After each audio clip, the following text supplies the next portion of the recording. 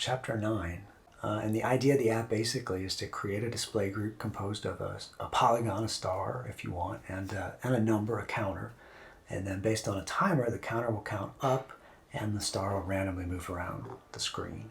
So we'll start out with the polygon, let's say. So if you want the star, it's certainly not a requirement, but if you like the star, you can change it, update it. You can change the size as well. For the number, we used some text. I'll start it out at 0. And I'll change the font color to something that we can actually see. And the height for that font actually works a little better at 32. In the version in the presentation that we did, we added a stroke around the polygon, the star. So if you want to do that, you want to move the stroke up from 0 to something positive, and then change its line color to something that's not white. Okay, and then we want to combine these together essentially in a display group. So I'm going to add a display group. I'm going to call it star group, which you can call it whatever you want. And then I want to add the polygon to that display group. So I'll scroll down to the Add to Display Group button, add it to star group. Same thing with the text. Scroll down, add it to the display group, star group.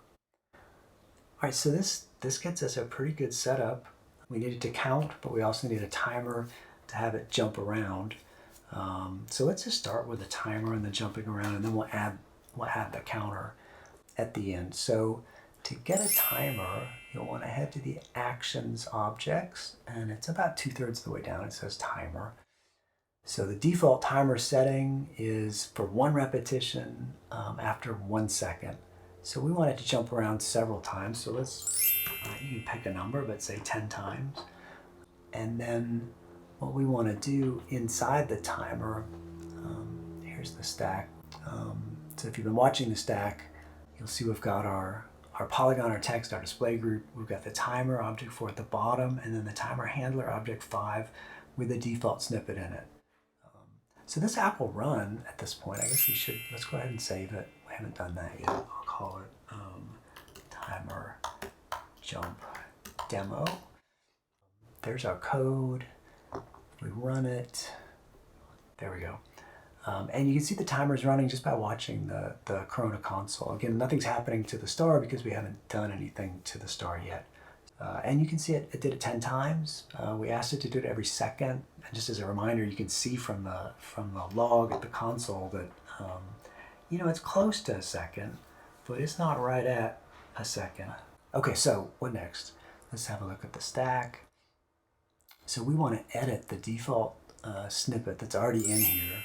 Or if you don't like doing that, you could obviously add a new snippet. I'm going to zoom into it so you guys can see it. Okay, I don't need any of this, so I'm just going to start over. What we want to do in here is we want to move star group to a new random XY location. Okay, and so the basic technique here literally is just going to be editing the X and Y values of star group and setting them equal to a new random value. And so we do this a lot. We've done it in several examples, but as an example, we often do something like math.random 320 and then, math.random 480. And so here's the complication with display groups. For everything else in Corona, these pixel coordinates represent a number of pixels to the right and down from the top left corner of the display. But when you create a display group, the pixel values represent a change in position of the display group from where you created it. So since I created it in the center of the screen, the numbers here are going to reflect movement away from the center of the screen. So instead of going 320 pixels, up to 320 pixels to the right, I actually want to divide that in two. I want to go up to 160 pixels to the left or to the right. And same thing here, I want to go maybe as many as 240 pixels up and 240 pixels down. That doesn't quite fit anymore. The next thing we'll want to do is increment the counter and update the display text. But let's save that for now and just run it and see what we've got. Hey, there we go. Okay, so it's jumping around, left, right, up, down. It's pretty much staying on screen. Obviously, if you wanted to get a little bit more sophisticated, you could take into account the width and the height of the polygon to make sure it couldn't possibly get off screen.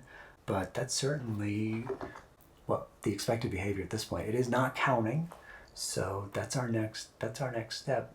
So for all the counters, we'll create a snippet with some variables. So I'll create a new snippet, which you can see is added to the stack. I'm going to move it up to the top just because it's habit.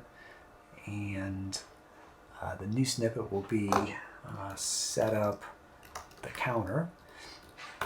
And so we just need a variable, something like count, and set it equal to 0. Sorry, let me zoom in case you guys are on small screens. That's literally the same way we've done all the other counters that we've done across all the chapters. You don't have to call it count. You can call it whatever you want. And then inside of this snippet that we were working on, I want to increment the counter. So I've already left space to do it here. So I'm going to say count equals count plus 1. And then I want to update the text that's displaying the counter. So I've got to look back over at the design or the stack. I want to hover over the number and see it's object 2. You can also double check in the stack, it's object 2. So the syntax will be object2.text equals count. And that should do it. So when it loads, the star should start at 0 in the center and then should jump around, also counting up every time it jumps, ending up at 10 somewhere randomly on the screen.